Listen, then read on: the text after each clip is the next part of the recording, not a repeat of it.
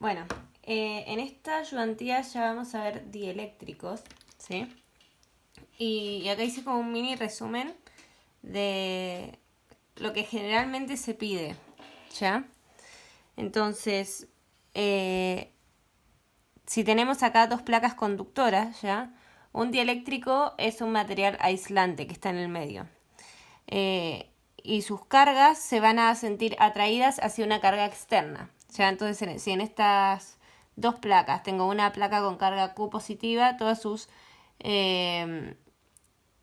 cargas negativas se van a sentir atraídas a las cargas positivas, y de la misma forma, si tengo una carga negativa, sus cargas positivas se van a sentir atraídas a esa carga, a esas cargas, ¿ya? Entonces tenemos la densidad de polarización superficial, ¿ya? Que va a ser la densidad de estas cargas que se van a unir a la carga del material conductor, ¿ya? Entonces de este lado va a ser negativo, porque tengo cargas uniéndose a negativas uniéndose a lo positivo, y de este lado voy a tener cargas positivas uniéndose a lo negativo, ¿ya? Después tengo la densidad de polarización volumétrica, ¿sí? Y dentro, como ven acá en las densidades, tengo un P vector. Ese P vector es el vector de polarización, ¿sí? Que va en esta dirección y me indica hacia dónde se estiran las moléculas. Cuánto, porque si yo tengo un dipolo, ¿sí? Que esto lo vieron en clase, más o menos, ¿sí? Para que este menos se una con mi parte positiva y este más se una con mi parte negativa, se tienen que estirar un poco. Ese vector es el vector de polarización. Después tengo el vector desplazamiento, que es D, ¿sí? Que va a ser igual a epsilon 0 por el campo eléctrico más el vector de polarización P, ¿sí?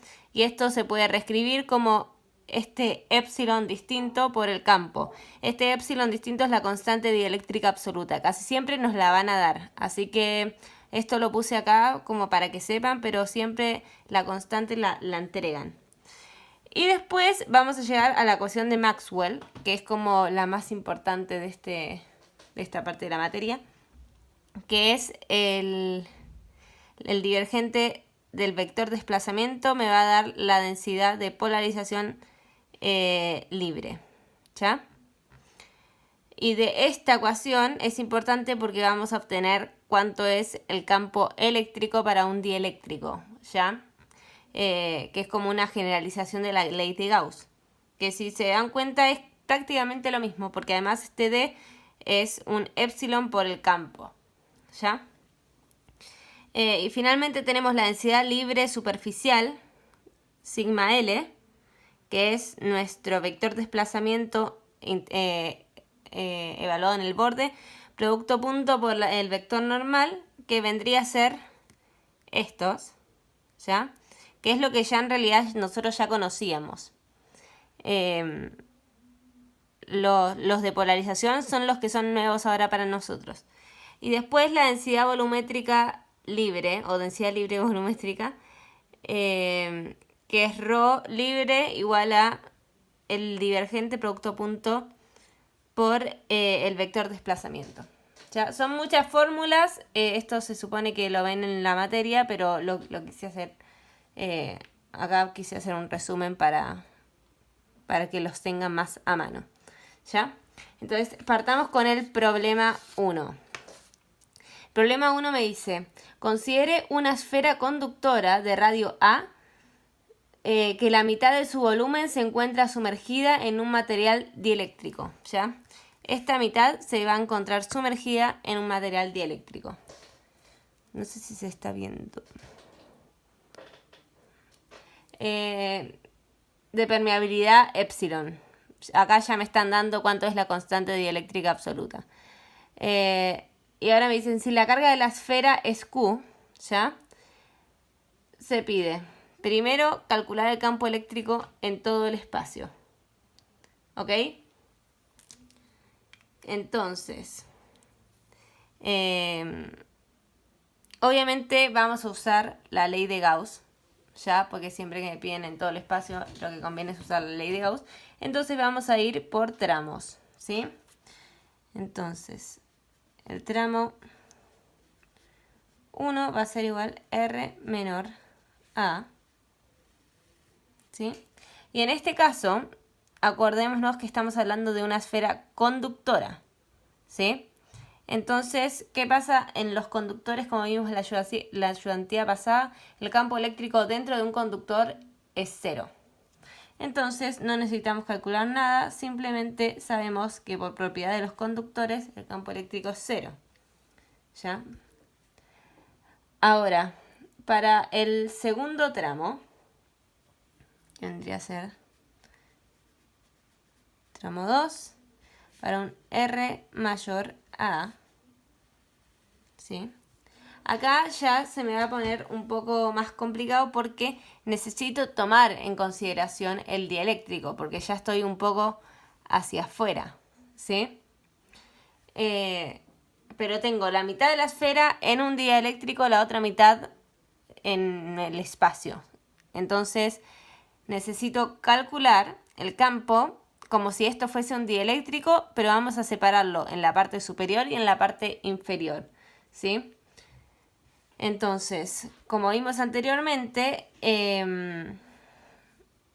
la ley de Gauss para un dieléctrico era el vector de desplazamiento ds igual a la carga, ¿ya? Entonces, esto lo vamos a poder escribir como el vector de desplazamiento 1, que vamos a decir que esta es la esfera superior, por ds, más la integral inferior de la esfera inferior del vector de desplazamiento 2 por ds. Y esto va a ser igual a q. ¿Ya? Acá necesitamos usar la condición de borde, ¿ya? Que esto también es como un recordatorio para que se lo anoten. ¿Qué me dice? Si yo tengo dos materiales, ¿ya? Uno es dieléctrico y el otro no, con distintas permeabilidades, ¿ya? Permitividades, perdón. Para sacar el campo eléctrico yo necesito el campo eléctrico tangencial, el que va hacia allá, ¿sí? Entonces, si yo tengo acá entrando, acá saliendo, por vectores, puedo decir que este va a ser mi campo eléctrico tangencial, ¿ya? Y este va a ser mi campo eléctrico 1 tangencial.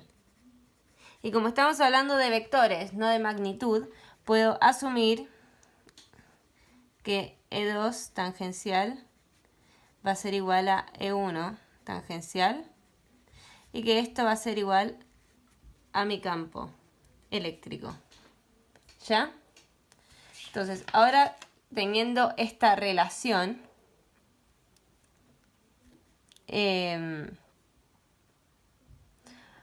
acordémonos que habíamos dicho en las fórmulas anteriores que el vector desplazamiento D era igual a epsilon por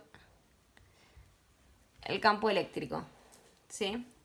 En este caso estoy viendo que tengo dos campos y dos epsilon. Entonces, para la esfera superior voy a tener que D1 es igual a, para la esfera superior tengo epsilon, entonces tengo epsilon 0, por el campo eléctrico 1, que va a ser E, porque ya veo que todos son iguales, y para la esfera inferior, que va a ser D2, voy a tener que ahora solamente tengo epsilon por el campo eléctrico. ¿Ya? Entonces, primero vamos a calcular la esfera superior. Con esta integral, ¿sí? Entonces tengo... ¿Qué pasa? Acá tengo solamente media esfera, no estoy considerando una entera, por lo tanto va a ser un medio de la integral de D1 ds, que esto ya lo conozco, esto es 1/2 de la integral de epsilon 0 por E por ds. Ay, no se está viendo, ahí está, perdonen. Ya, esto es 1/2 por la integral de d1 por ds, este d1 lo calculé acá, por lo tanto esto es 1/2 de epsilon 0 por el campo, ¿sí? Y esto va a ser 1/2 por, esto siempre lo o sea, por epsilon 0, y esto siempre lo calculamos que es 4pi r cuadrado por el campo, ¿verdad? Por lo tanto, esto me va a quedar como 2pi r cuadrado por epsilon 0 por E. Pero esto es D1. Por lo tanto, esto me queda como 2pi r cuadrado por D1. ¿Sí? En R tongo. Ahora para la esfera inferior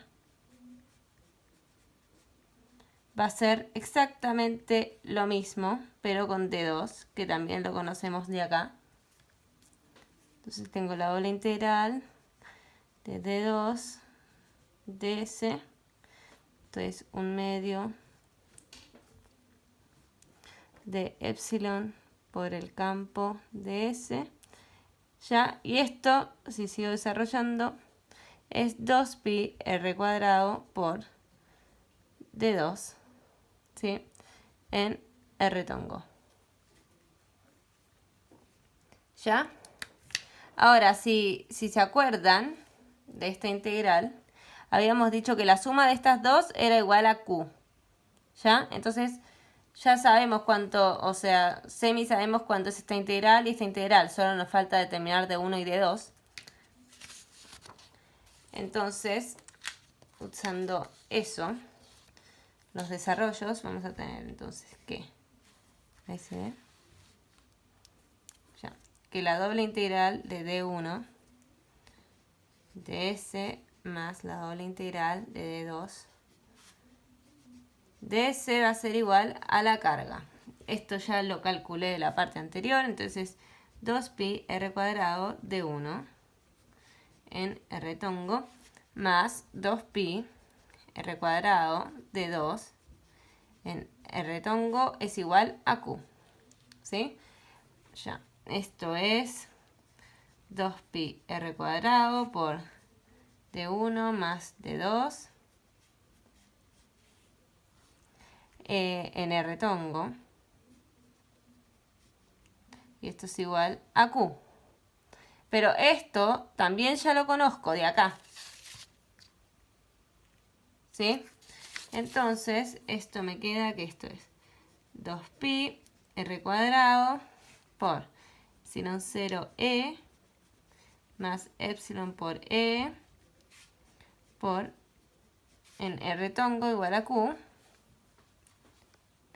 Y esto se puede ver como 2pi r cuadrado por el campo eléctrico de epsilon 0 más epsilon en r igual a Q. Finalmente despejo E y tengo que mi campo eléctrico para un R mayor a A es Q partido en 2pi r cuadrado por epsilon 0 más epsilon en R tongo. ¿Ya? Y con esto tengo mi campo eléctrico listo. En todo el espacio. ¿Ya?